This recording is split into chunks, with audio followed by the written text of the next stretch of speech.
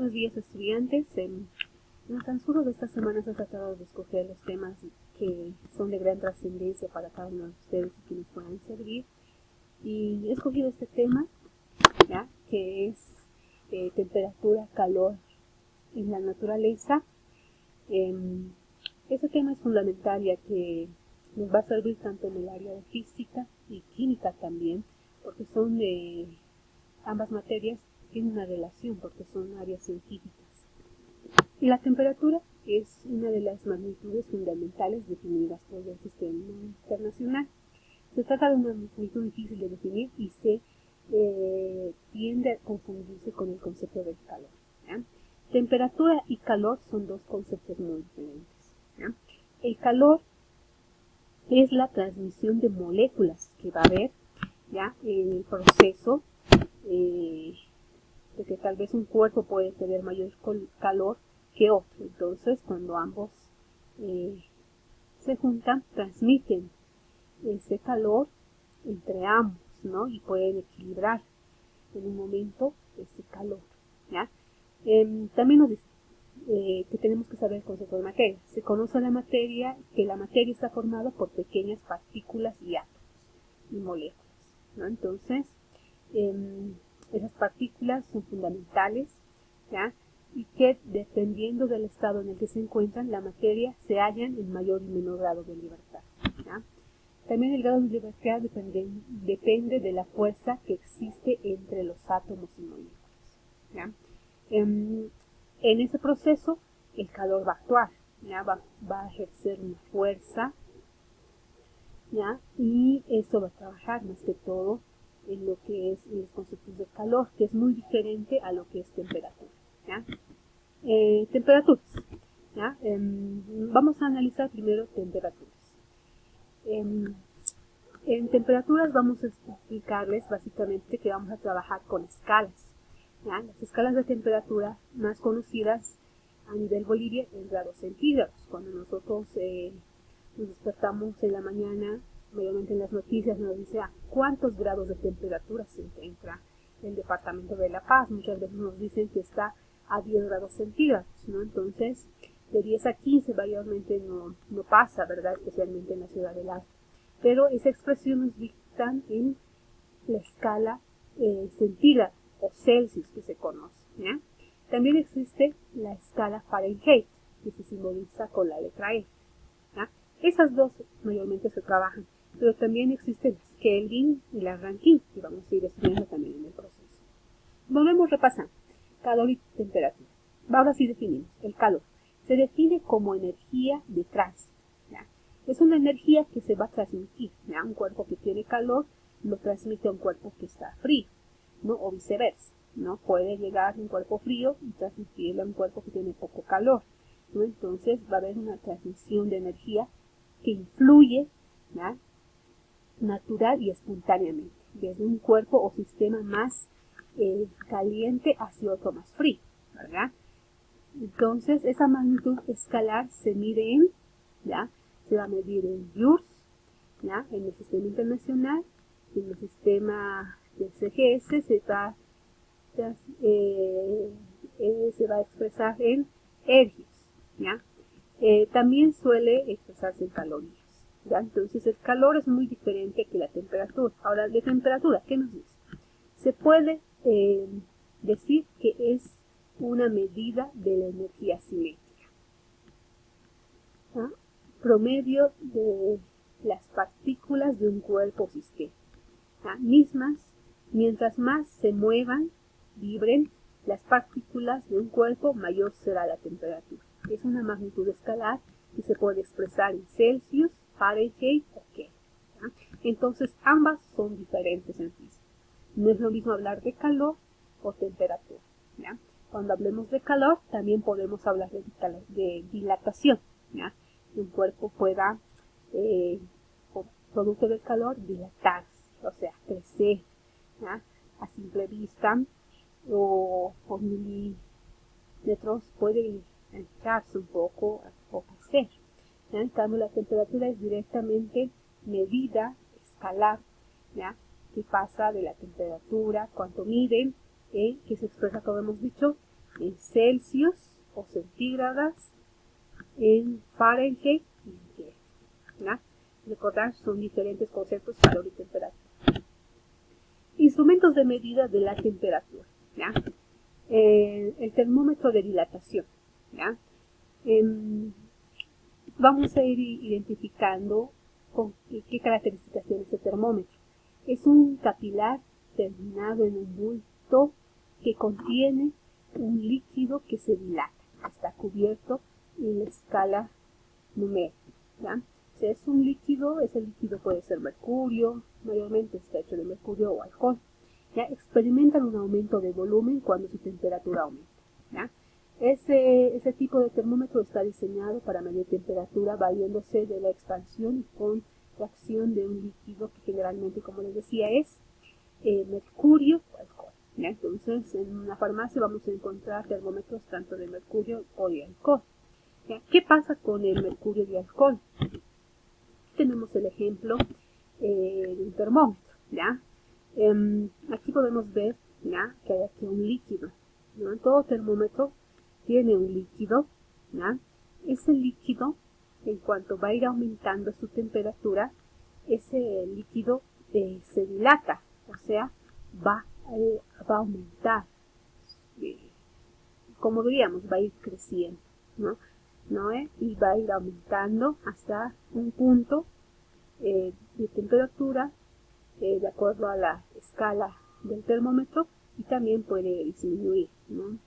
Entonces, esa es la característica del termómetro de dilatación.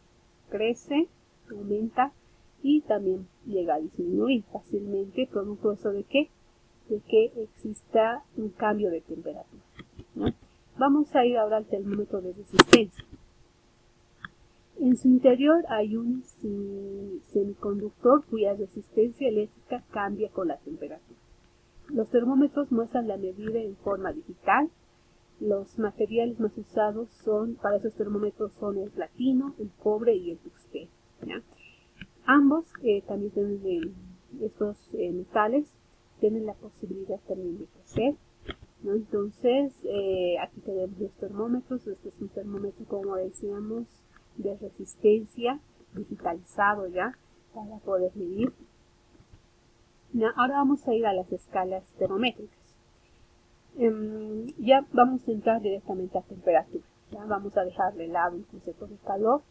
En escalas termométricas existen varias escalas graduadas que permiten medir la temperatura.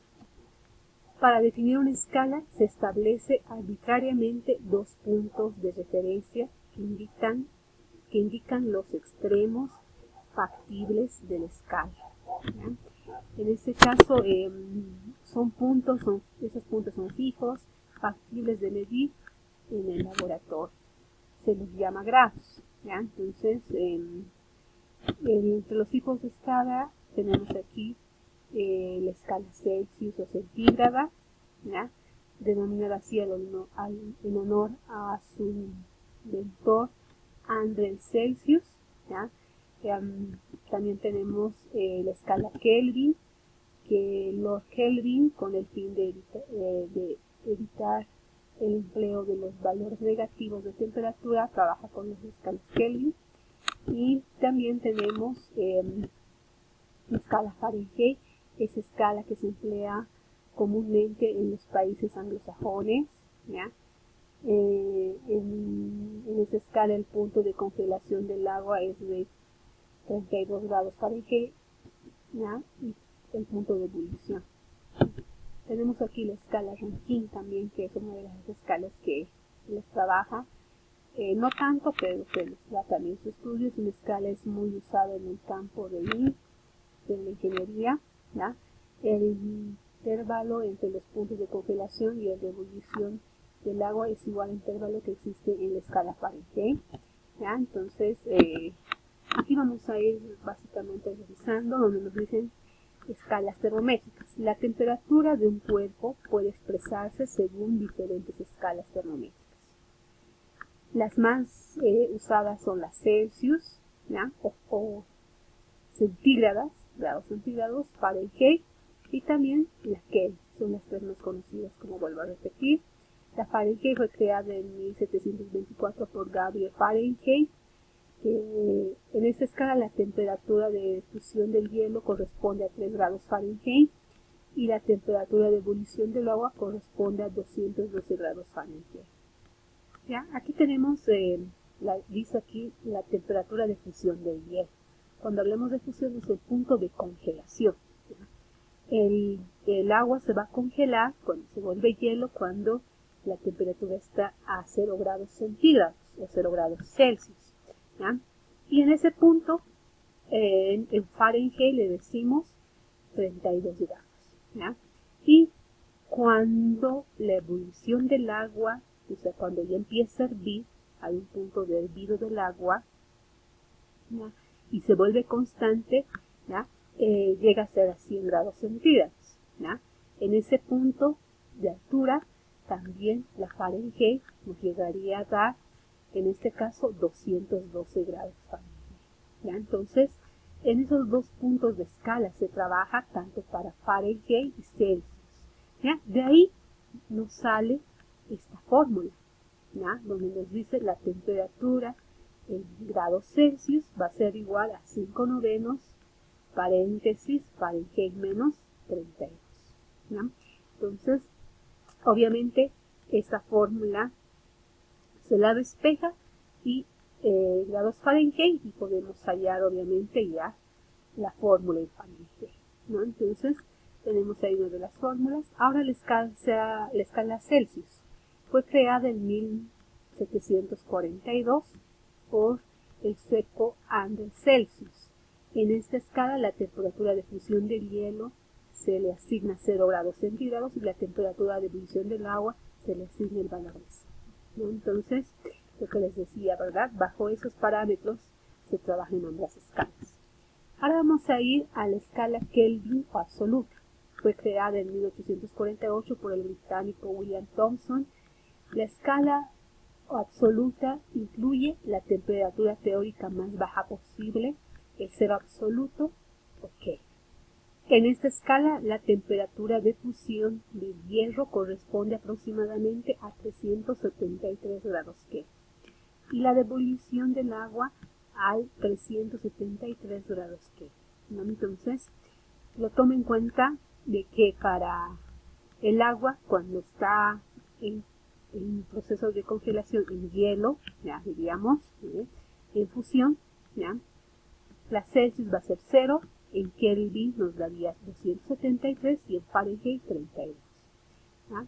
Cuando está el punto de ebullición hirviendo, nos tomaría en cuenta la Celsius 100 grados, Kelvin 373 y Fahrenheit 202. ¿Ya? El punto de ebullición del agua va a ir variando, esto en relación al punto donde nos encontremos en la Tierra, ¿ya? En algunos puntos, de acuerdo al nivel del mar, es 100 grados. En los puntos de ebullición, nosotros por ejemplo estamos a una altura de 3000 tantos alturas sobre el mar, llegaría a ser muchas veces 88 grados centígrados donde hierve el agua. Eso depende del punto donde nos encontremos en la Tierra, pero oscila entre 88 y 100, ¿no? Entonces, como hablamos a nivel mundial, lo ponemos 100 grados, ¿no? El cero absoluto, ¿verdad? El cero absoluto llegaría a ser menos 273 en Celsius y menos 460 en Fahrenheit. Entonces, de esa manera se va a trabajar las escalas de temperatura Fahrenheit, Celsius y Kelvin. ¿Ya? Bueno, eso